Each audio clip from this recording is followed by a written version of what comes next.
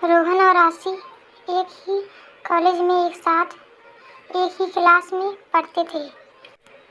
रोहन अपने पिता की तरह राजनीति में बेहद रुचि रखता था और कॉलेज में छात्र नेता में सबसे प्रबल नाम था।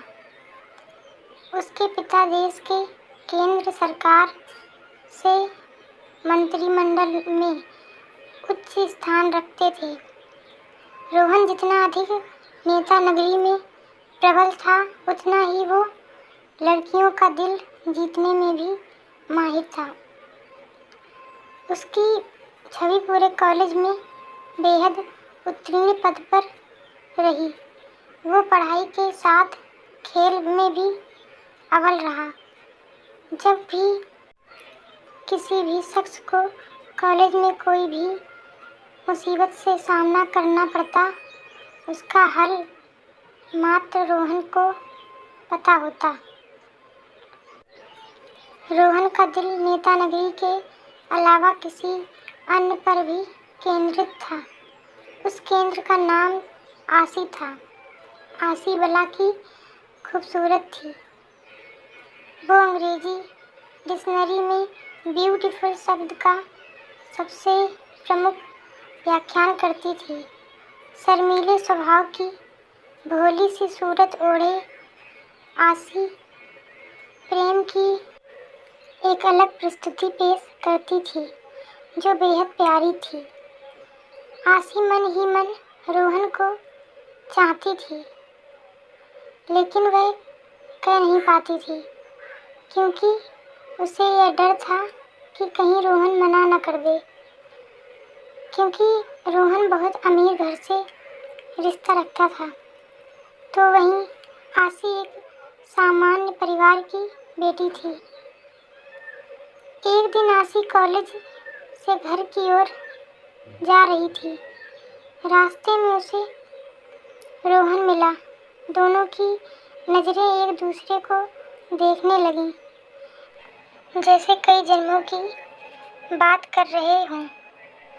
फिर कुछ मिनटों के बाद दोनों ने एक दूसरे से नज़र हटाई और नीचे की ओर झुकाई।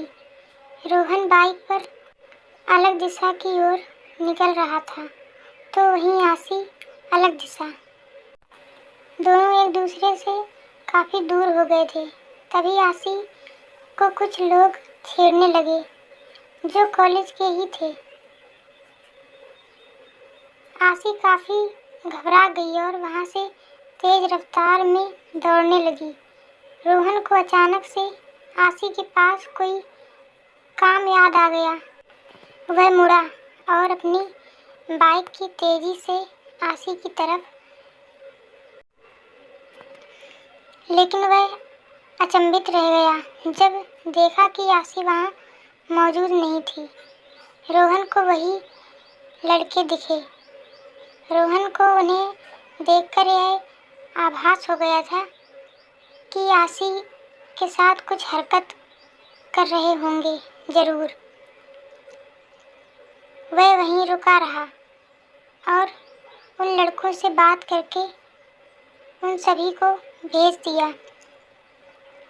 कॉलेज के सब लड़के रोहन से डरते थे क्योंकि वह किसी के साथ भी अन्याय नहीं सहन कर सकता था। जैसे ही वह गए, रोहन ने आशी को ढूंढने की कोशिश करी, लेकिन वह काफ़ी देर तक नहीं मिली। परंतु जैसे ही वह वापस जा रहा था, तभी उसको किसी के रोने की आवाज़ आने लगी। यह आवाज़ एक गली से आ रही थी।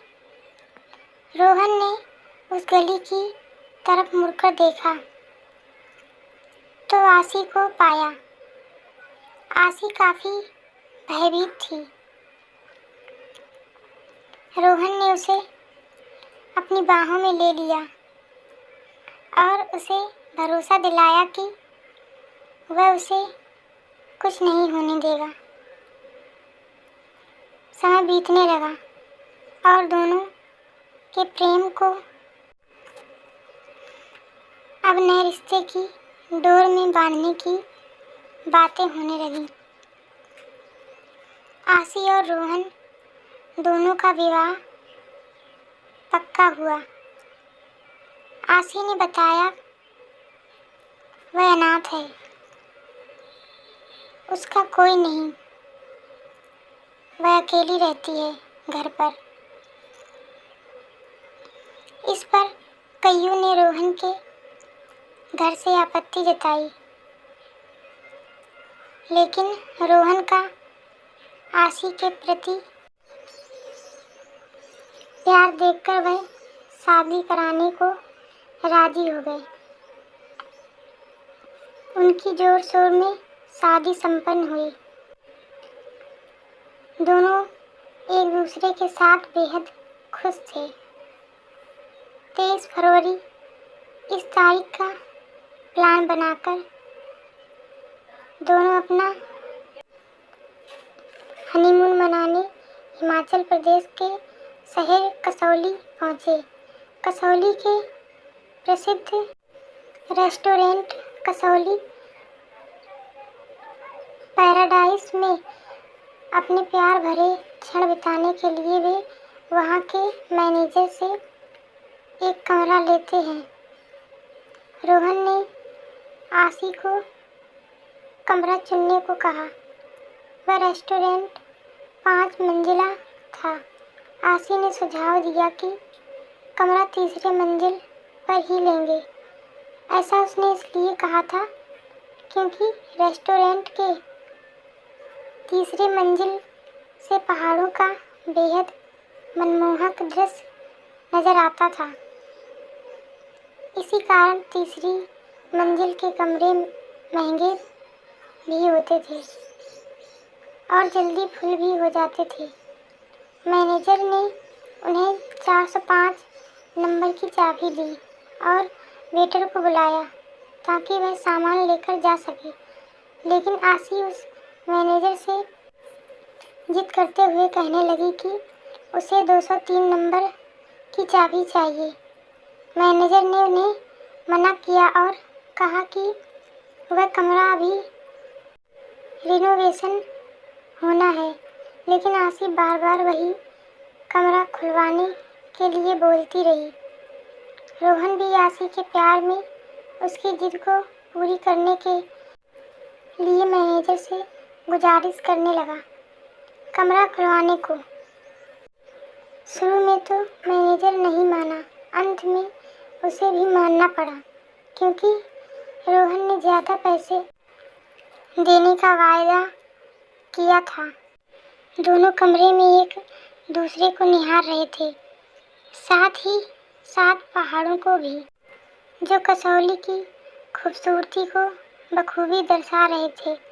जैसे ही दोनों एक दूसरे के प्यार में डूब रहे थे और सारी हदें पार करने की ओर बढ़ रहे थे, तभी एक अजीब सी आवाज़ ने दस्तक दी। रोहन ने पहले कमरे के हर एक कोने में देखा कि कहीं कोई खिड़की खुली न रह गई हो। वह उठा लेकिन खिड़की कोई भी नहीं खुली थी, पर फिर भी उसे किसी के चलने की आवाज़ पूरे कमरे में सुनाई दे रही थी।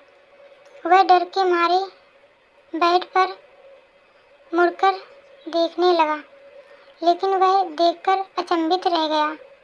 वहाँ आशी मौजूद नहीं थी। वह डर की सीमा को लांघ चुका था। पूरे कमरे में वह अब आशी आशी चिल्लाने लगा।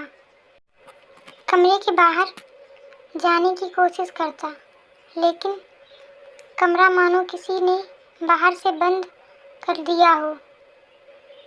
यह पहली बार था कि रोहन डर के मारे रोने लगा हो।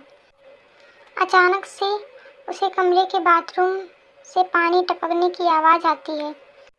वह दौड़ते हुए बाथरूम की तरफ पहुंचता है। जैसे ही वह उधर पहुंचता है, पानी की आवाज़ बंद हो जाती है।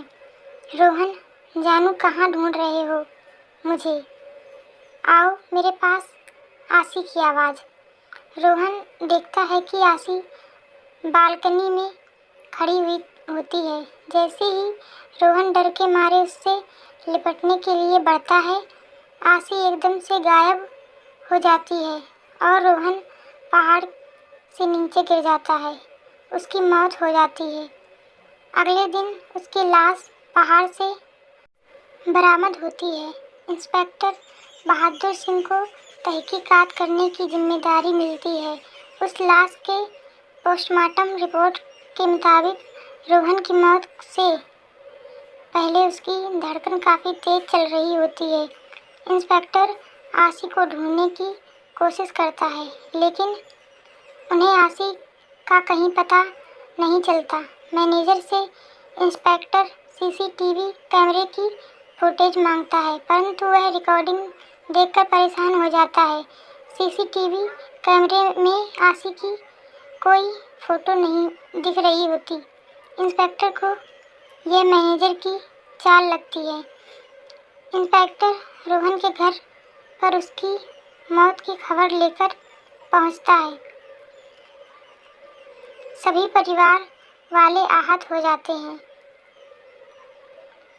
इसी वक्त रोहन का भाई इंस्पेक्टर से आशी के बारे में पूछता है। इंस्पेक्टर कहता है कि कमरे में तो हमें कोई नहीं मिला। सब घरवाले कहते हैं कि रोहन और आशी का हाल ही में विवाह हुआ था। इंस्पेक्टर ने उन्हें आशी के परिजनों को फ़ोन करने को कहा। इंस्पेक्टर को फिर पता चला कि आशी का तो कोई है ही नहीं। वह कॉलेज में भी पता करने गया तो पता चला कि कॉलेज में आशी नाम की कोई लड़की ने कभी एडमिशन ही नहीं लिया था। वह वाकई में एक खूनी पिशाचनी थी, जो खूबसूरत और जवान रहने के लिए लोगों का खून पीती थी।